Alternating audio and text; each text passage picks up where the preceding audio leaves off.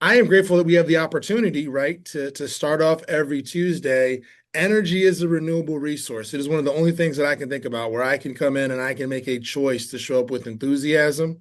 I can control my attitude, I can control my effort. And when I do so, right, and I'm around other like-minded people, I'm going to leave this call here in 45 minutes with a whole different mindset, ready to go take territory every single Tuesday. So if you are new here, my co-host with the most, Drewski, he is in the car because he had to go lay down the law here, right? I love it. You don't get excited because you're winning because you're excited. We both host Tactical Tuesday every single Tuesday. We invite one of the best speakers in the country to talk about what they're doing right now to win in today's market. This morning, we're joined by Maria de Poce. Um, Maria is an incredible coach. I've got had the pleasure of Maria is now working with us at Grid. This is Grid Tactical Tuesday. So if you're an agent investor, you are in the right place. Um, and we're going to have an incredible conversation. If you don't know what Grid is, since it's the beginning of the year, right? Grid is the largest community for investors led by agents in the country. My partner, Rob Chavez, Mark Beckett started this 17 years ago, along with Jess Swingle. They started licensing it 10 years ago, and now coast to coast in 22 locations around the country. From California to the East Coast, you can learn how to invest for free in real estate. We're present online. There's over 400 videos online. You can find all these Tactical Tuesdays on our YouTube channel, along with a ton of other topics around investing, around building wealth, right? And we're going to teach you two things if you're part of the community. One, how do I build a cash machine? Good morning, Dina. All right. And then how do I build a wealth machine? And if you're an agent, we think one of the best ways, the best way that you can build a cash machine is by being a real estate agent. When we talk about leveraged income, and we weigh that out versus liability versus risk, it is a lot less liability, a lot less effort, a lot less risk to go control 10 listings versus flipping a house. You can make the same amount of money, right? But you can really limit your downside when you control listings. You can Building a real estate team is a predictable path to income. My partner Corey is nodding his head. We did the same thing here in this last couple of years on our way to building $1 million GCI team, just doing this because we know that cash machine then makes the investments easier or unnecessary versus trying to invest along the way to build the cash machine. We've done that before, wasn't as successful. So we've got one of the best coaches in the country, Maria de Poce, here to talk to us about how to get extreme clarity around setting goals, how to set goals that actually matter, right? How to implement those into an action plan to go take action. I love it. If you weren't here, ask Maria about New Year's resolutions, and she set a New Year's resolution last year. What was your New Year's resolution last year, Maria? My New Year's resolution last year was to work out every day, Mhm. which I did for 6 months.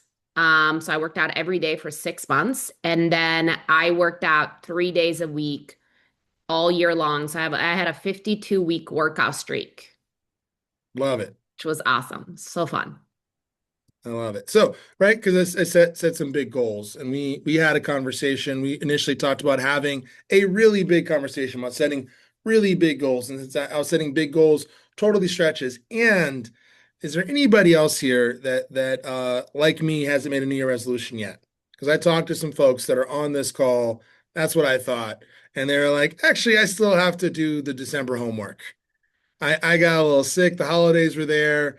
I know it's the first, take territory Tuesday of the year, but I still have to go figure out what the goals are, what the game plan is. And I thought, let's start at the beginning, right? Maria, walk me through, speaking of starting at the beginning, and Drew, I want to hear, because Drew is also a coach on here, if you don't know, with incredible production numbers to back up his success. What got you into how'd you end up coaching? Right now you're launching a coaching program for Grid, but how did you get here today? You didn't just start coaching, No, yesterday. so I've had my real estate license for 23 years, which I just got it really, really young. And I look really, really good for my age. I'm just kidding. I got my real estate license when I was 20 years old. I started in the real estate industry when I was 19. So I actually dropped out of college my freshman year. and decided that I was going to be a real estate investor at Hmm. 19. When no, my parents weren't in real estate. I wasn't like, I didn't have any associations in that way. I just went to a seminar and it was kind of like a grid community. But it wasn't grid, right? It was something like grid that someone invited me to. And people were up there talking about how they were flipping houses and how they were doing it. And I guess I just didn't know better. But I just never really had like those limiting beliefs to think that if someone else was doing it, then why not me? Right. And so I just started doing it. And I bought my first house at 19 years old. It was a one bedroom, one bath, about 800 square feet. And we did a complete remodel, which cost like $3,000 because 800 square feet doesn't take a lot. I remember that was the first time I got electrocuted. That was fun. Um, because I I was like that there's a first time. like, oh yeah. Oh, when you're flipping houses and you're touching things you're not supposed to touch, like you're gonna get electrocuted. And I made like $30,000 on that flip. And at 19, I don't know if you can remember being 19 or like if you're 19 right now, right? Like $30,000 was a lot of money for me. I make $30,000 all year, maybe. Yeah, exactly. Exactly. And so I really got bit by the real estate bug and understood, wow, I could really imagine what I could do, right? And so similar to Rob, a lot of you guys know Rob. Our stories are very similar in the sense that, like, we both started in the flip wholesale game and then realized, wait a minute, you can actually get your real estate license and hold no liability because you can make $30,000 on a listing, right? You don't even have to take out a loan for hundreds of thousands of dollars at 18% interest because that's what hard money lenders were charging back in 2008, 2000, 2004, all the way to like 2009. And you don't have to carry that liability, right? So yeah, so I started in real estate that way. Unfortunately, and I say this because I feel like if I had found this earlier, we probably wouldn't even be having this conversation. I found the Millionaire Real Estate Agent book when I was already probably 15, maybe 13, 14 years into the business. Yep, it's that book right there. That book completely changed my life. I'm going to reference some of those pages today. And the reason why that book changed my life was because up until I read that book, I didn't understand that there could be a model in place, that there was a system to go make this thing happen. I just thought, go out there, get busy, talk to as many people as you can, knock on as many doors as you can, work all day, all night, and surely you're going to be successful, right? Which Mhm. don't get me wrong, like that does work. However, it is exhausting and it creates anxiety and it creates an unhealthy work-life balance. I would wake up every day and be like, where and how is my next deal going to come from? What Right. year is this when you're feeling this way and you discover the MREA? So you flipped your first house at 19. So that was 2003 that I flipped my first house. Yep. Then I didn't find the MREA book until 2014, maybe 15. So 11 years of just of you being out there, Grinding it out. full-time investor. Yes. When do you get your license? In 2004. Okay. Yeah. So you get the idea of, hey, maybe I should be an Yeah, agent. so like I right, like I'm sitting in my open house because I would flip my own houses. So then as soon as I realized that why am I paying someone else to list my own inventory? I can get my license just to list my own inventory. Then really the license had one purpose, which was giving me access to the MLS, allowing me to list my inventory, and do comps, right? Without having to like bug somebody to like pull comps for me as an investor. So truly, because as an investor, by the way, if there's investors on here or agents on here, and you guys work with a lot of investors, investors really want as little liability as possible. So my business partner and I decided I was going to get my license and he wasn't. because a lot of times we would walk into either we were doing subject twos or we would Yep. walk into like a flip opportunity with the seller, and we wanted to be able to say we could buy it cash, we could list it for you, or we could help you do some renovations. Like we were doing that stuff like, back. I didn't need a book for that, right? It just made sense. A lot of that came from like we would go into a listing appointment. I call it a listing appointment. It really was like a can I buy your house appointment. And that person would pick someone else. And every time that happened, we found why they picked somebody else. And then we fixed our systems and we opened up businesses so that no one could ever say no because we had the power for them to say yes though every time, right? And by the way, like again, I was with a very small brokerage. YouTube could barely stream audio and video. We Yep. really were just like learning from each other, learning from other investors, like failing forward. I've done so many flips that made like 500 bucks and I was like never again. Here you got to buy right or don't buy at all, right? Mhm. So and then to answer your question, sorry, long, long ways to get there, but the reason why I started the retail arm of the business was because sometimes we would walk into somebody that called us off our We Buy Houses Cash signs or commercials or whatever we were doing. And it wasn't a cash buying situation. Like they weren't behind on payments. They weren't the house was in okay shape. Like, and so my approach to that was like, I think we could just list your house and get you top value for it, like top of the market. And so then when I was sitting in some of those open houses, buyers would come in and they would be like, I was like, do you want to buy this house? And they're like, no. I'm like, why not? And they tell me it's missing a bathroom, it's missing a bedroom. Great. Guess what? There's a house down the street that has an extra bedroom. Can I show it to you after the open house? Like it was just I, I was in it, like it was like that, like everything that walks and talks, like it was a duck. I was like, you're a duck, you're buying a house. Like, I'm gonna sell it to you, you know. So the retail piece of the business was doing about 10 to 15 million in volume. That was just the real estate agent business. And then we had the wholesale and flip business that was doing I don't know, like 50 to 100 million in volume probably and all the stuff that we were moving. Um so we flipped and I mean we probably had like 5, 6 houses going at any time because we just had multiple crews. And so we really had to keep them busy. Um Mhm. and so yeah, and so then, fast forward when I found the MREA, I realized that there was a way for me to build a system. And that's honestly when I joined KW because I was really attracted to the clarity and I wanted away from chaos and I wanted systems and models. I wanted something that I could really implement that just made sense. Which, if you know me now and you've only met me in the last 3 years, you would think I was this way always. But I wasn't, right? I was messy and missing business because I didn't have systems and I didn't have leverage. And by the way, all of that business that I was talking about was done with no leverage. Like I would go through admins like butter. I mean, it was like every week I'd have a new admin. And a lot of that was because I didn't know how to lead leverage.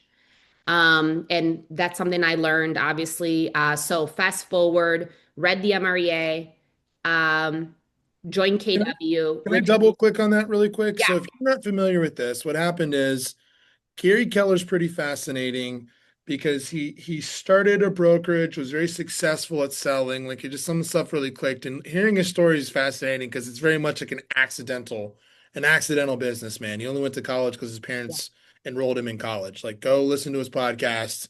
It's it's pretty interesting. He starts a brokerage because he trains. Every time he goes and trains, it fails. He hires someone to follow him around with a videotape, like with a big shoulder mounted cassette and record what he was doing and create a manual for it. He gives the manual to someone just like you would open a franchise. That's KW number 7. And, that's the one that took off. His seventh attempt, he gives a manual instead of training in person. They use the manual. That's the first KW. It's still around. He ends up founding basically 1,000 of these things. Revolutionizes real estate at the time with this franchise model. Other models have come on since, but for a good 20 plus years, they had the most revolutionary model in real estate. In 2002, he gets together a mastermind of people that have all created, it's over 30 agents that have earned $1 million in gross commission income, right? $1 million in revenue. And then he brings back another group in August of that to get some more feedback and just reverse engineered. What do they have in common? What do top producers do? What is their what's their economic model? What is their budget model? What is their sales model? Right? The What org is their model. Yep. what's the And then what organizational is their model lead for gen them? model? Yep. So he creates this as organizational model, lead generation model, a budget model, an economic model for the business, right? He creates all of this, again, changes the industry. And so that's when we talk about the MREA, that's what it is. If you go read this Yeah. thing, some of the percentages, the conversions, some of the math has changed. The models have really not changed. A ton of stuff. That's where we grew up in. We came out of that ecosystem. Rob was there for 17 years. I was there for 14 years. Corey, started his whole career there. Um, so if you haven't read this book, Drewski, yes, also Drew, right? But this book is fantastic. I got the one that's tabbed. Highly recommended if you're going to buy it. You can get it online. That's so I can go right to. The tabbed one's awesome because at the beginning it has a prescription. So it has like a one page in the front, and whatever you're struggling with, you can go to that. You can go, what page do I go to? So like Yep. time management, it'll tell you go to page this, and this. Yep. So it's such a great book. I mean, yeah. So when I have there's a reason why I know the book really well, and it wasn't because I fell in love with it. That's the reason why I joined KW, because I wanted access to whatever else was behind the book, which by the way, there is a ton of stuff that goes with that book, like all career visioning, lead conversion, lead generation, all the stuff that they Yep. like, the playbooks, I guess. But when what happened is 6 months into me coming to KW, they offered me the team leader role in one of the market centers in Texas, because I was in Texas at the time. And they were like, listen, like you're the perfect fit for the team leader role. Like you have to take this role. And what that role is at KW is you basically lead a market center, you lead an office, and you have anywhere between 100 to 200 agents that you are their team leader. You're the CEO of the office. You're in charge of making sure there's a vision and the vision is implemented. 100 to 200 in Texas. You could also be a team leader for 22 people in some of these Yeah. markets. But yes. Yeah, so it's yeah. So there's team leaders of the offices, and then there's team leads, right? Like Sure. of teams. That's how calls the role, so people know like the difference between them. But for me, when I took on the market center, it was like in the market, it was maybe like five or six, and I was like, well, that's stupid. Why are we not number one? Like, why not? And people were like, oh, well, because we're in a small market and all the market shares at Remax and all the market shares at Berkshire Hathaway and da da da da. And I was like, well, that's just ridiculous. We can change that, right? And that was done through recruiting. So I got really good at attraction and recruiting. And again, it was all back to the models and system. So what actually happened with the MREA is that one of my mentors at the time came into my office. It was somebody that I looked up to that had done really well. And she saw my MREA book. It was on my desk. And she was like, wow, that book looks pretty new. How many times did you read that book? And I was like, once. What? I don't know, like twice. And she's like, she laid into me pretty hard about it. Like she made me feel like I failed many people, right? And so for a whole year, I did nothing but listen to the MREA. I did not allow myself to listen to any podcasts, any music. I didn't read any other books. I listened and read the MREA because I realized that the difference between the team leaders that were killing it and the team leaders that were not good at their jobs in at KW was that the team leaders that were killing it could talk about the models and systems like the back of their hand. Whether that was like a time on task thing, right? Drew's like nodding, he knows. Whether that was like because they had been in the role for 15 years and golly, by the year 15, you're going to learn a book, even if like you're only reading one page a day, or whether they were brand new and they just powered that thing. The other thing that set the team leaders apart was if they were good at recruiting. If a team leader could figure out how to be really good at recruiting, then they were like killing it, right? So I was like, cool, I'll just get good at these two things. And that's really where coaching for me kind of started because I had to be able to coach my agents to the models and systems that were in the MREA. And I had to learn how to coach the agents that I was recruiting to the models and systems of the MREA, right? So when I was doing consultations, I was doing coaching appointments, I realized like, wow, I really like this coaching piece. Like Drew knows, because Drew was a team leader when I was a team leader at KW. We were team leaders together. That's right. Uh, I mainly recruited through consulting. And I was really big on like, if you want what I have, like if you want what we have and what we can do together, then come on. Like, we're going to make this happen, right? Your goals will become my goals. But if not, then cool, stay where you're at. Like, I don't need another body. We already have 200 agents, right? I don't need to promise you things that don't exist. You can't do everything over here. We have an avatar, and this is the avatar I'm looking for. And if you're that avatar, great. And if not, no worries, right? So I led three different offices. The last one was in Richmond, Virginia. And the reason why I ended up leaving the team leader role was because I started a coaching business in like the end of last year, or now I say last year now, 2024. And within 6 months, I completely replaced my team leader income from just my coaching business. So then I started looking around and I'm like, okay, wait, like this team leader job, like I have to show up every day. I'm responsible to make sure that the office hits all the numbers, right? If someone leaves, somehow it's my fault, even though KW is not innovating. That's on them. Like, I can't help it, right? I mean, sorry to call them out. They're not innovating right now, right? They're trying, but they haven't figured it out. And when you set expectations on someone that's an achiever, that like wants to run really fast, that are not achievable, that person is going to go, I'm going to go somewhere else because this is beyond unrealistic, right?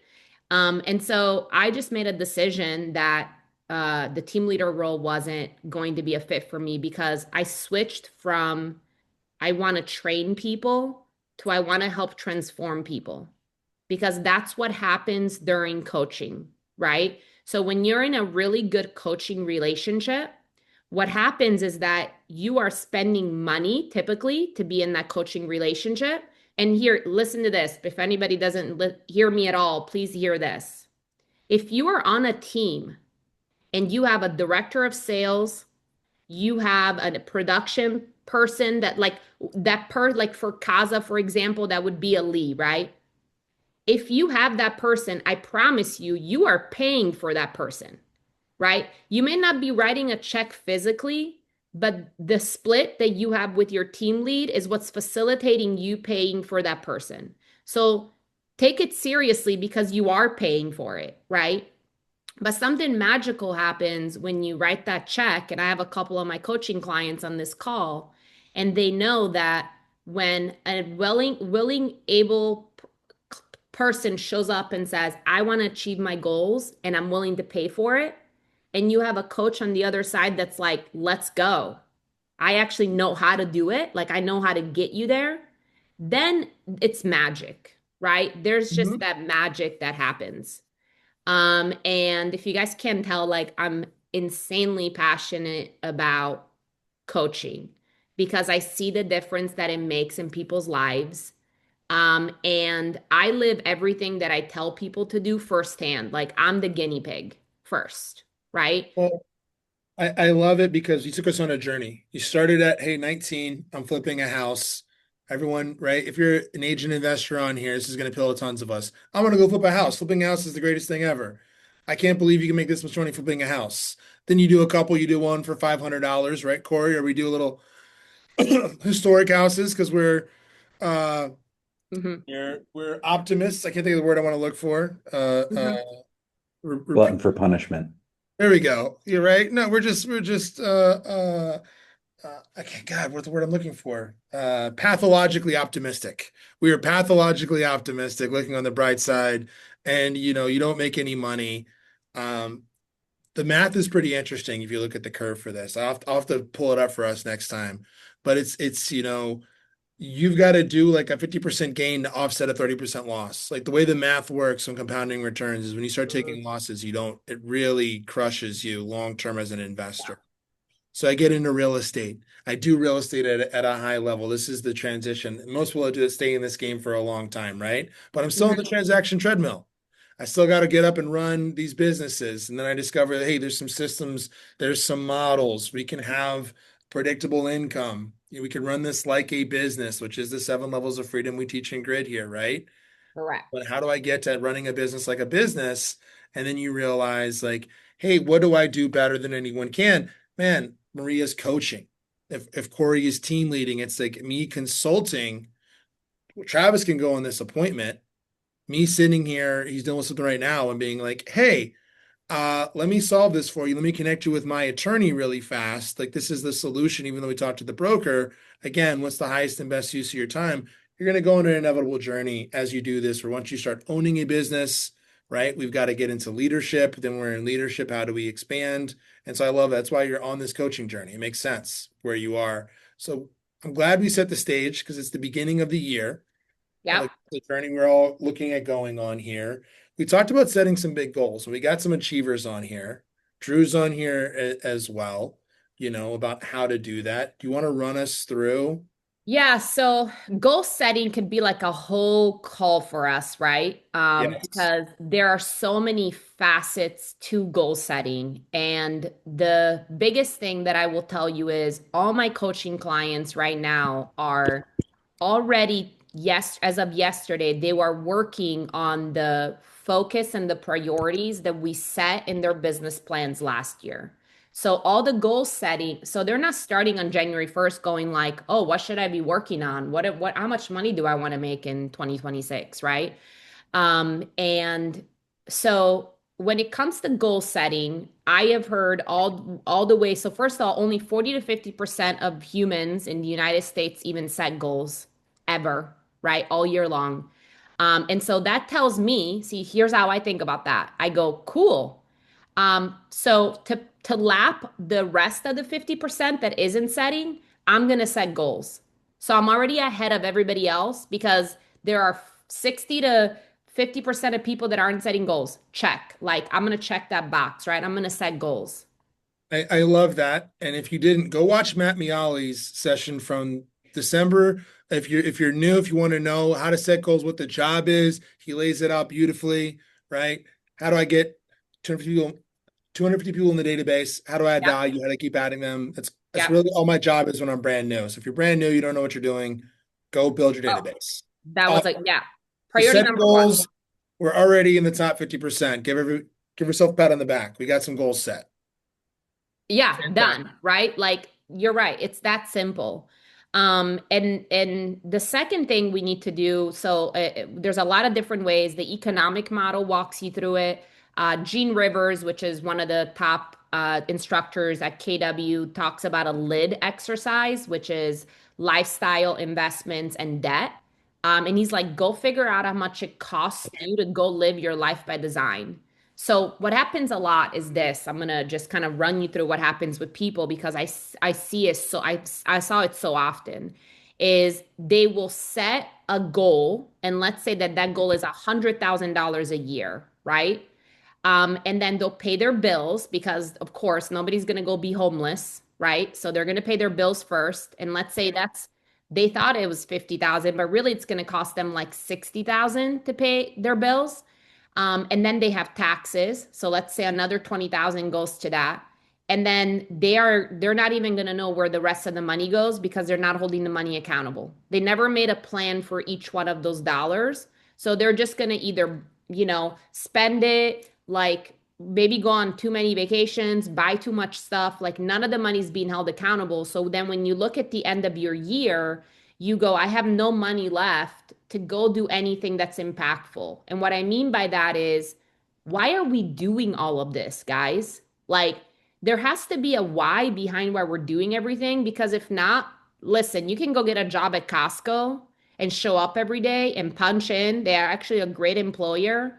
And you can just like be nice and smile and have no responsibilities. You have no The stress. median income, if you go look at the National Association of Realtors, right, you can look at their demographics. They lay this out what the demographics of a realtor are. Average realtor is a woman in her 50s, right? Mhm.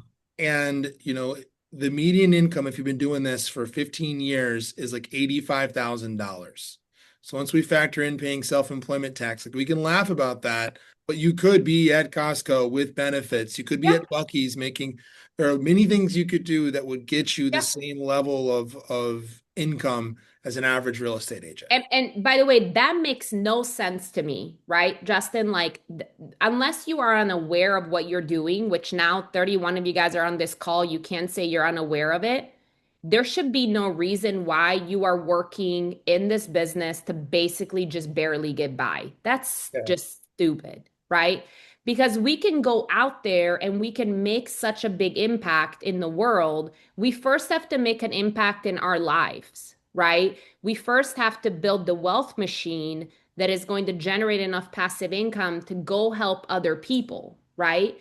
And so, talking about setting big goals, I want you to do this exercise. So play along with me and just think through this, right? Okay. And at some point I'm gonna stop so you can think what that number is. All right. So Justin, I'm gonna give you $1 every single month and you have to spend it. Can you think of what you would spend it on right now? Yeah, a dollar, you want to do 1,000? We're doing the bold exercise. Well, we're gonna go up there. So, but I'm All gonna right. give you $1 first, okay? Yeah, awesome. Awesome. What are you At gonna spend it on? $1, I'm gonna go scratch off. Okay, cool. All right, next month I'm gonna give you $10. Do you know what you're gonna spend it on? Yeah, fantastic. I'm gonna go take a friend to coffee. Awesome. Okay, next month I'm gonna give you $100. Do you know what you're gonna spend it on? Yeah. I'm taking the team to lunch. Great, awesome. All right, next month I'm gonna give you 1,000. Do you know what you're gonna spend it on?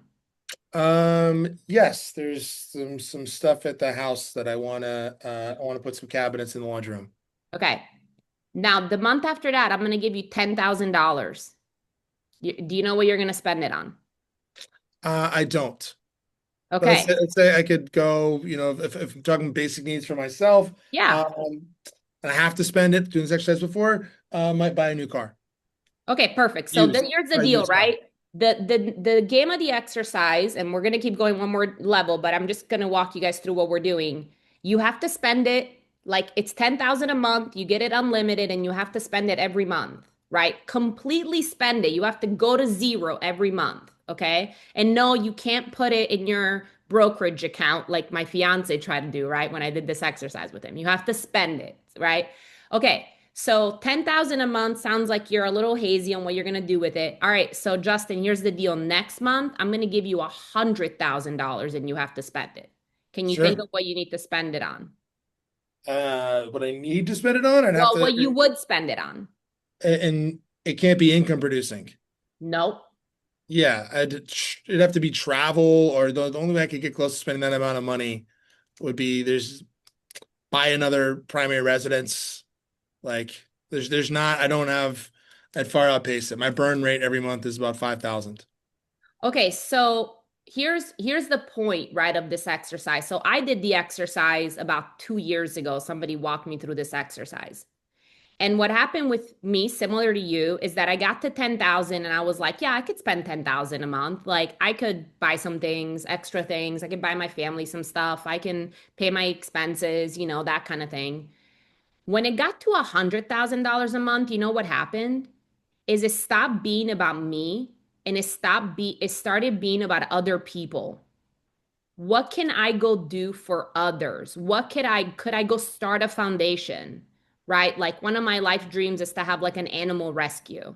Could I go fund an animal rescue, right?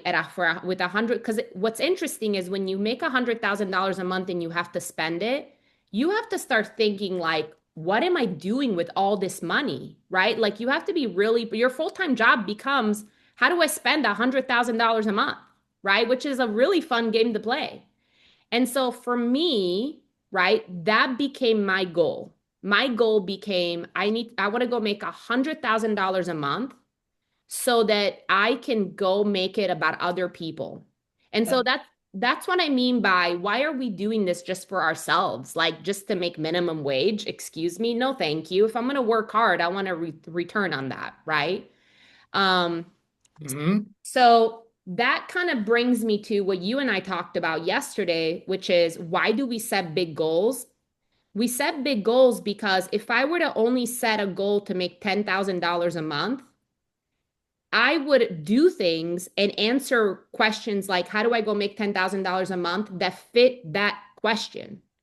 When you ask yourself, how do I go make $100,000 a month? You're going to have to start asking yourselves completely different questions, right?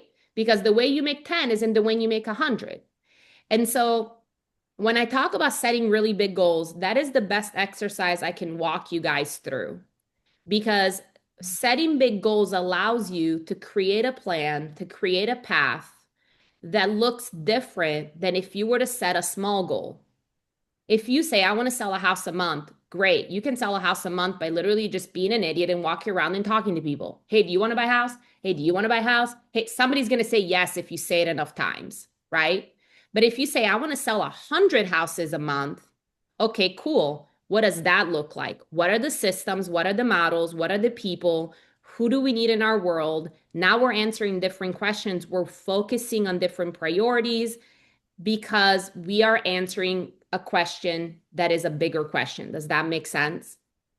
Hmm. Yeah, Okay. so it's the scaling thing. It's how do I go from 2 to 10? But for a lot of us, it's the trouble is, and I know Aaron is on this call, right? Where he had a real big breakthrough last year, which is like, man, some of us are living the same year for a decade in a row of I've got a sphere and I'm kind of an accidental agent and I don't really like it makes intellectual sense, but it's not actually connecting. And then Aaron really focused on SDRs and totally broke through and got to use some of these systems and models or have some of these breakthroughs in terms of like putting some of these times into place. So And I now think, Aaron understands, I can't speak for him, but I've talked to him about this extensively, is now he understands that the what he needs is access to time and leverage, right? Like you can't make more time.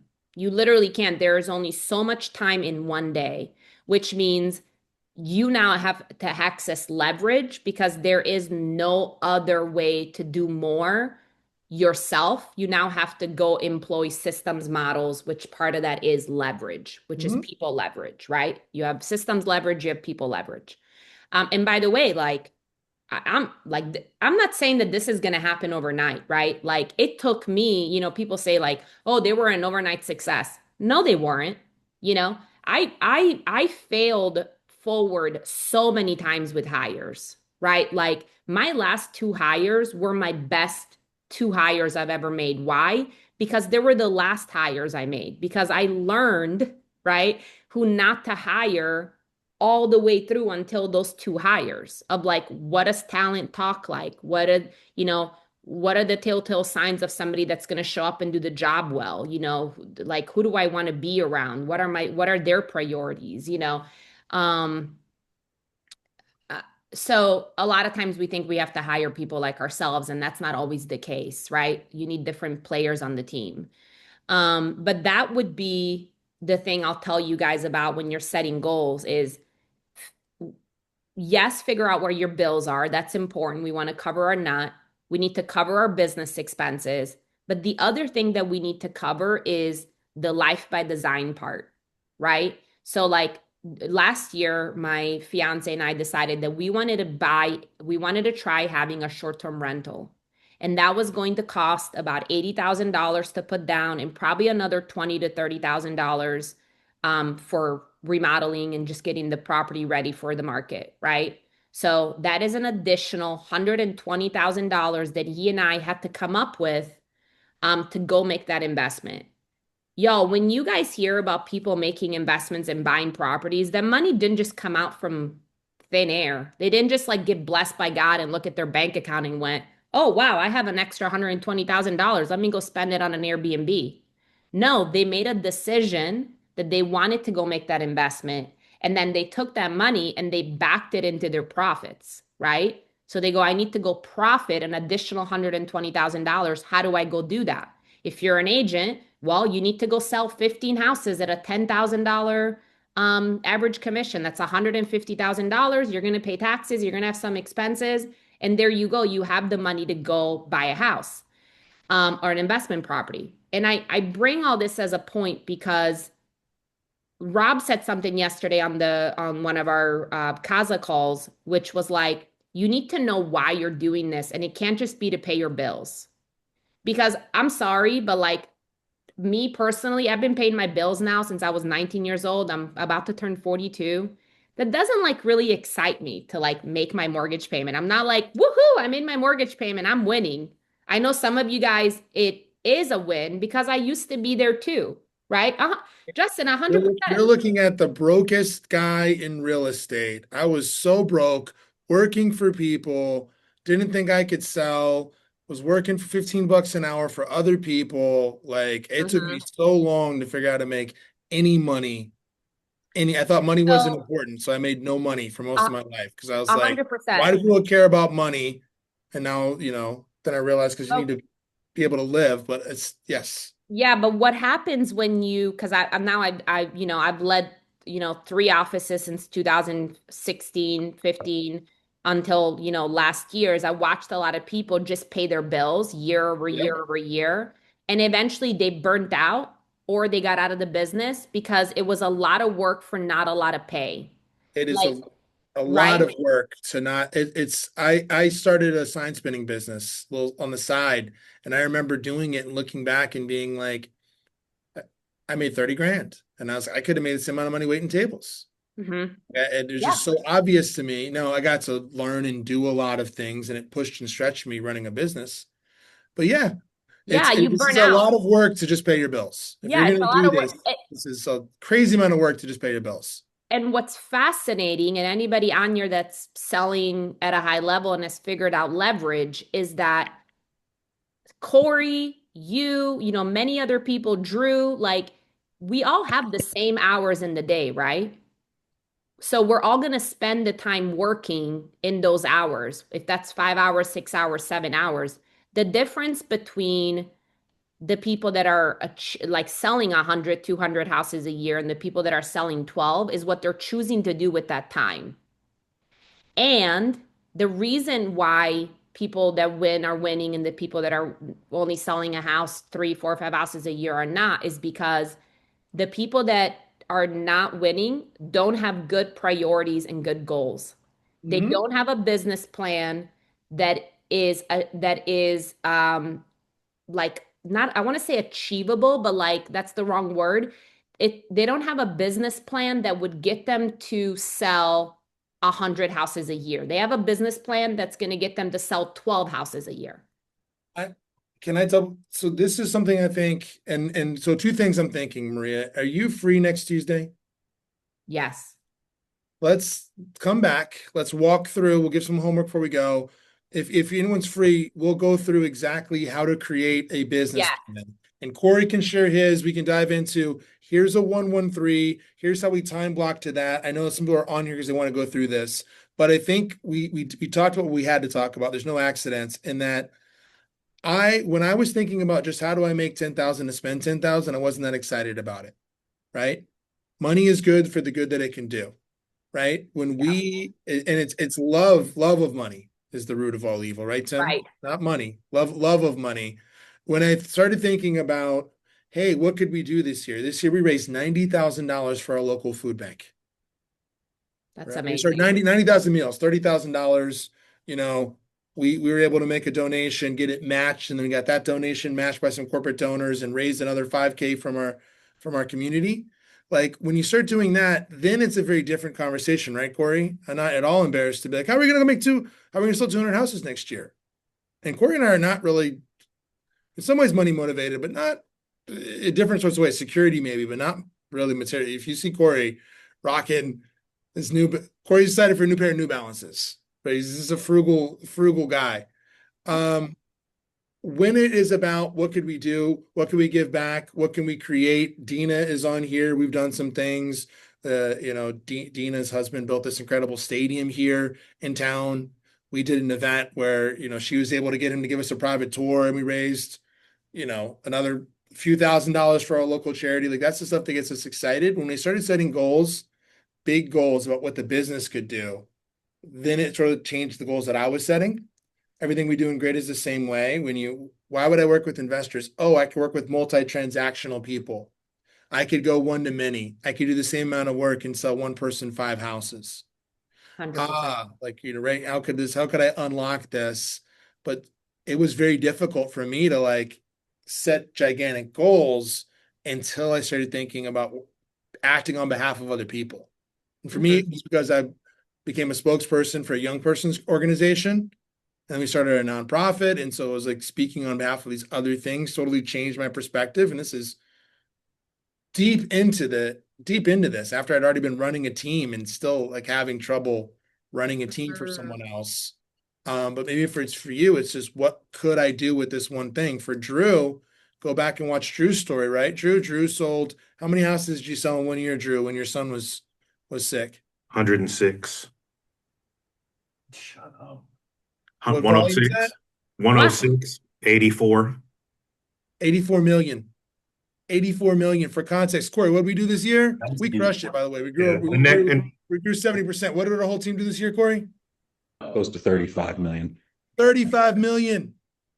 and to give goals and what Maria's talking about context, the following year I did 15 million, but my goals were different.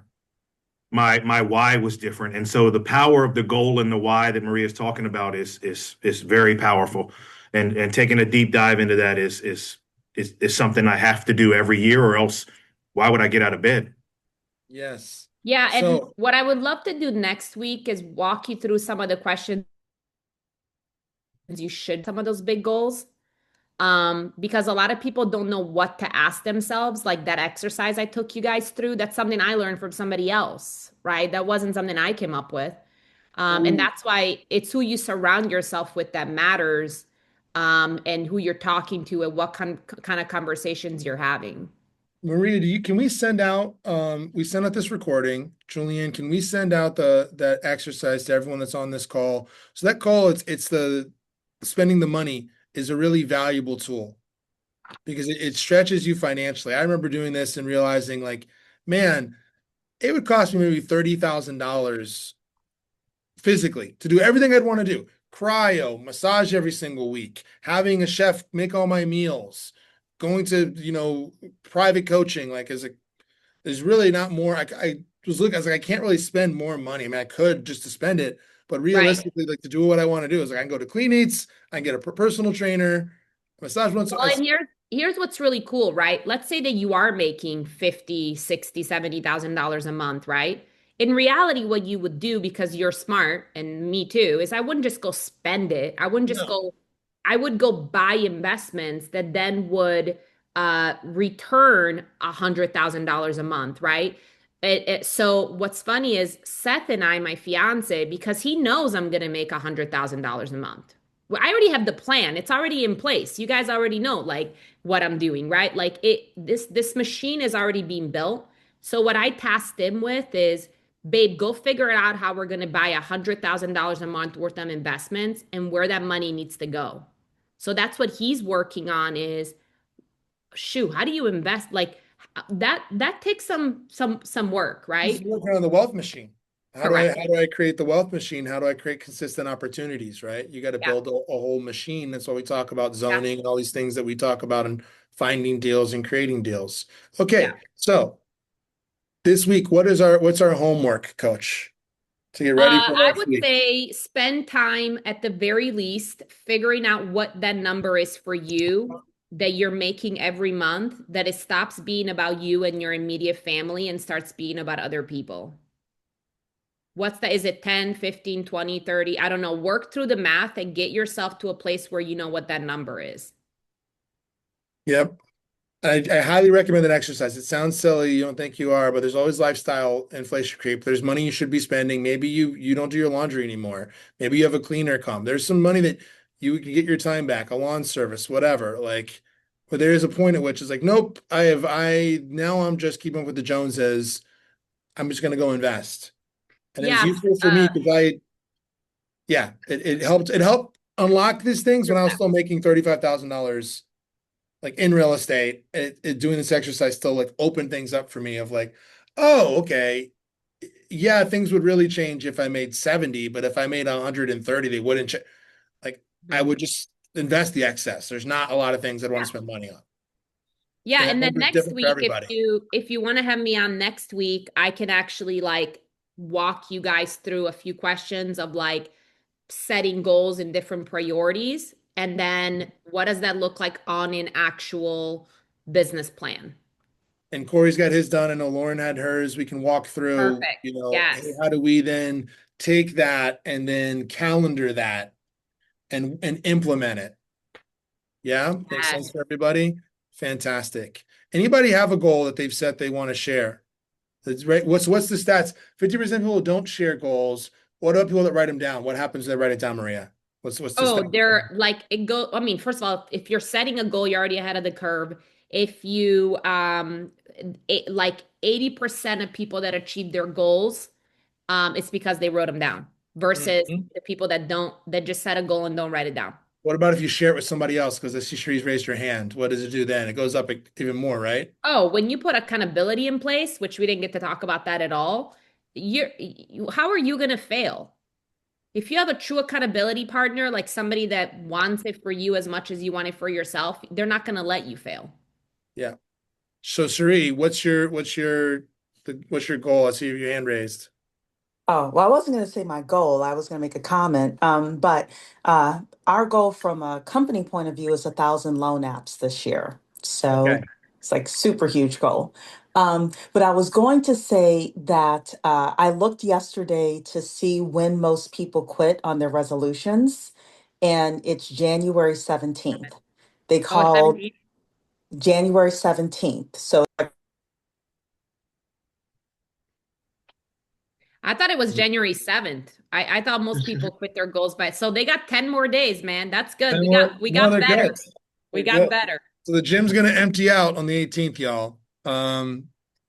It's gonna empty out on the 18th. So no, I love that. Thank you for sharing that, Sheree. Thank you for sharing that, Sheree. I think Corey might have jumped off. Thank you for joining us. Thanks for being flexible, right? We're doing this we invite your friends, by the way. That's the other thing I would say is who can you invite on this call? If you want to change your life, take people on the journey with you. Like that's the number one thing that you could do is create environments where you're talking about it and you're changing it. I went to two schools. I went to the University of Notre Dame and I went to the University of South Florida. I was the honors college at the University of South Florida. And on paper, they're the same school. If you look at USF's got like 40,000 students versus 6,000 students, but they have the same number of like Rhodes Scholars and Oxford because the cream of it. But at Notre Dame, every time I left the classroom, everyone was talking about school. You couldn't goof off. Everyone was doing their homework till at least 5 or 6. Like everybody on there, it was a small institution. At USF, I'd leave and no one would be talking about class. Mm. I'd have to go hunt for people that were actually engaged and wanted to engage with the material. And I think it could be the same here. Is like, who are you going to find that's engaged with the same things, that's having these conversations, that wants to have these conversations with you? The easiest way to do it is to create your own cohort.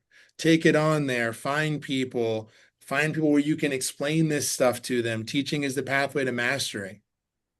Like, I created an entire career out of just like inviting other people and being like, you should come listen to Maria. Like you should come talk to Drew, right? And so just share that with you of think about who you can invite on this call next week. Because if you can do that, that's the easiest hack. How much more likely are you maybe I'm going to quit showing up for myself. But I can't, I invited Leah. I mean, I can't quit on the 17th. Like, I gotta like, hey, how are you doing?